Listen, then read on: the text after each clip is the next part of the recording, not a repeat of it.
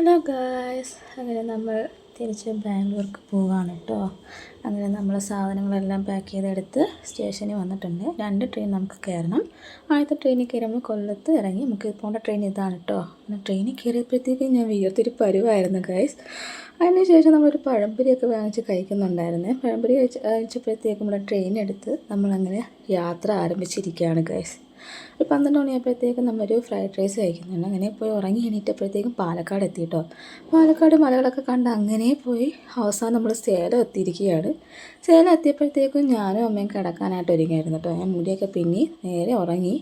അങ്ങനെ ഉറങ്ങി എണീറ്റപ്പോഴത്തേക്കും നമ്മൾക്ക് ഇറങ്ങേണ്ട സ്ഥലം എത്തിയായിരുന്നു. KR പുരത്താണ് കേട്ടോ ഞങ്ങൾ ഇറങ്ങാനായിട്ട് നിന്നിരുന്നത്. അങ്ങനെ അച്ഛനെ അനിയനെയും വിളിച്ച് ഞങ്ങൾ ഇറങ്ങിയെന്നൊക്കെ പറഞ്ഞു. അവസാനം അച്ഛനനിയനും കാര്യങ്ങൾ കാറിലിങ്ങനെ യാത്രയായി.